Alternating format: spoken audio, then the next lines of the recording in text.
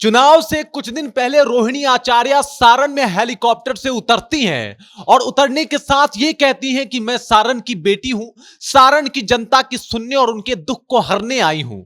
लेकिन जब उनके चल अचल संपत्ति का ब्यौरा बाहर आता है, उसे सुनने और उसे देखने के बाद आपके होश फाख्ता हो जाएंगे, आपका दिमाग खराब हो जाएगा। आप सोचने पे मजबूर हो जाएंगे कि आखिरकार जो इंसान 2012 से लेकर 2023 तक जो कमाता है, जो उनका इनकम होता है, वो है 3,16,000, उसके पास इतनी संपत्ति कहां से आई। नमस्कार, मैं हूं रजत और आप देख रहे हैं जनता जंक्शन। बात करने वाले हैं रोहिणी आचार्य की और बात करने वाले हैं सारण लोकसभा सीट के बारे में। मैं सबसे पहले आपको बता दूं, कल रोहिणी आचार्य ने अपना फॉर्म भरा, अपना नॉमिनेशन करवाया और उनके नॉमिनेशन में पूरा लालू परिवार उपस्थित था। लालू यादव थे, उनके साथ राबड़ी देवी थी, मिसा भारती थी, तेज प्रताप यादव थे और तेजस्वी यादव भी वहां पे उनके इस नॉमिनेशन के प्रक्रिया में वहां पे जनसभा को संबोधित कर रहे थे। लेकिन इस दौरान तेजस्वी यादव भी मोदी जी के लिए काफी बयानबाजी करते हुए नजर आए। उन्होंने कहा कि भाई तुम तो धोखेबाज हो मोदी जी, वादा करके भूल जाते हो। ये तो भाई साहब चुनावी एंथम बन गया उनका।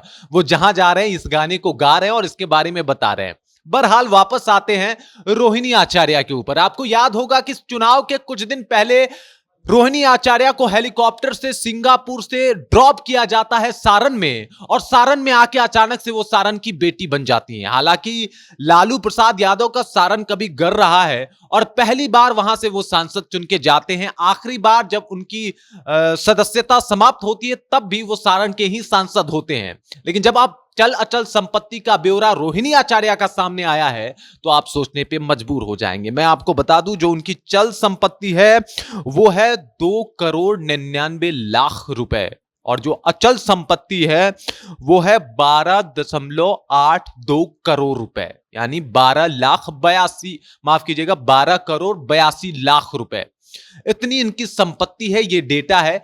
ये तो इनकी संपत्ति है। अगर इनके पति के ऊपर आए तो इनकी पति की कुल संपत्ति है 19,86,00,000 रुपए, और ये लोग करोड़पति हैं भाई साहब। ये लोग तो करोड़पति हैं ही, इनके बच्चे भी लखपति हैं। मैं आपको बता दूं, इनके 3 बच्चे हैं और तीनों की कुल जो संपत्ति है 43 लाख रुपए है। अब एक सारण के किसी इंसान के पास जाके आप पूछिएगा तो 43 लाख रुपए उसके बैंक अकाउंट में नहीं होगा जितनी संपत्ति इनके बच्चों के बैंक अकाउंट में है। बहरहाल इनकी संपत्ति बहुत ज्यादा है, लेकिन सोचने वाली बात यह है कि आखिरकार जब 2012 से लेकर 2023 तक इनका जो इनकम रहा, जो इन्होंने कमाया, वो था 3,16,000 रुपए।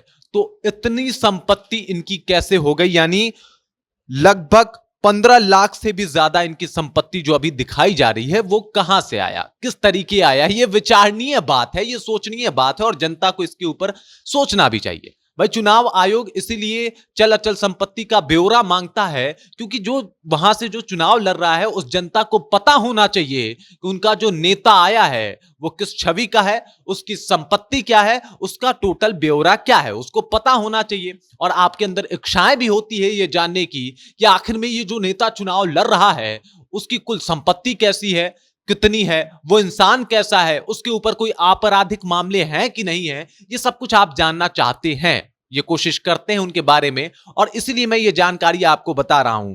और अगर रही बात, तो इतनी संपत्ति होने के बावजूद भी एक इंटरेस्टिंग बात है कि उनके पास एक भी कार नहीं है। अब कार नहीं है इसलिए भी ये हो सकता है कि वो तो खुद हेलीकॉप्टर से आई हैं भाई साहब, उनके पास कार कहां से होगा? वो सिंगापुर से सीधे छपरा लैंड करी हैं, तो उनके पास कार ना होना लाजमी सी बात है। और वहीं अगर उनकी प्रॉपर्टी की बात करें तो पटना स्थित उनका एक प्रॉपर्टी भी दिखाया गया है 29.70 लाख रुपए का।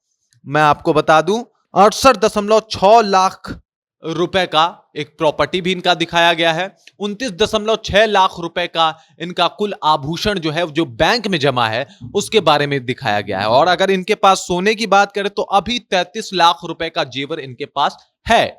तो इस हिसाब से आप समझ सकते हैं, अंदाजा लगा सकते हैं कि जितना इनके पास सोना है, एक आम गरीब परिवार या फिर एक यूं कहें कि मिडिल फैमिली के पास भी इतनी संपत्ति नहीं होती है। और ये जो हमारे नेता जो कि हेलीकॉप्टर से उतारे गए हैं और सारन की बेटी बन गई हैं। इनके ऊपर यह हमेशा से सवाल पूछा जाएगा कि आखिर जब 2012 से 2023 तक आपने मात्र कमाए हैं 3,16,000 रुपए, तो आपके पास ये करोड़ों की प्रॉपर्टी कहां से है, करोड़ों की संपत्ति कहां से है। वहीं अगर बात करें तो उनके पति के बारे में, तो उनके पति इंजीनियर हैं पेशे से। उनकी संपत्ति जो कुल है वो है 19 करोड़ 86 लाख रुपए, और इन दोनों की संपत्ति अगर जोड़ दी जाए तो लगभग 33 करोड़ रुपए होते हैं। इन दोनों की कुल संपत्ति जो है वो 33 करोड़ रुपए की है। बाकी इसके ऊपर आप क्या सोचते हैं? क्या सोचते हैं रोहिणी आचार्य के ऊपर, और क्या सोचते हैं कि वो सारन में ड्रॉप की गई हेलीकॉप्टर से, या फिर वाकई वो चुनाव में इतनी एक्टिव हैं? और जिस तरीके से वो अब लगातार लोगों से मिल रही हैं, लोगों से बात कर रही हैं, लोगों तक अपना संदेश पहुंचा रही हैं, वो कितना कारगर होने वाला है इस लोकसभा के चुनाव में? बाकी अगर आप इसके ऊपर कुछ सोचते हैं तो कमेंट सेक्शन में अपना राय जरूर दीजिए। मेरा नाम रजत है और आप देख रहे हैं जनता जंक्शन।